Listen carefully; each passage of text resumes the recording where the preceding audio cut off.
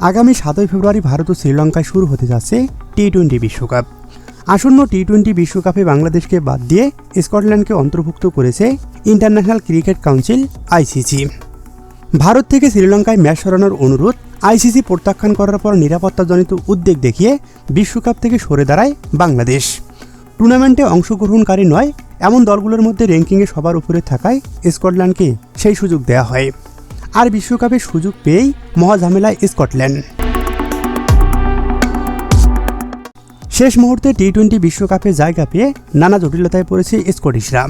এর মধ্যে রয়েছে স্কোয়াডের সদস্যদের ভিসা সংক্রান্ত জটিলতা। এখনও তৈরি হয়নি বিশ্বকাপের খেলোয়াড়দের কোনো জার্সি, সেই সাথে নেই দলের কোনো স্পন্সরও। বাংলাদেশের পরিবর্তে বিশ্বকাপে সুযোগ পেয়েই ভিসা জটিলতা দেখা দিয়েছে স্কটল্যান্ডের। পাকিস্তানি বংশোদ্ভূত স্কটল্যান্ডের গুরুত্বপূর্ণ মুসলিম ক্রিকেটার সাফায়ান শরীফকে ভিসা দিতে চায় না ভারত।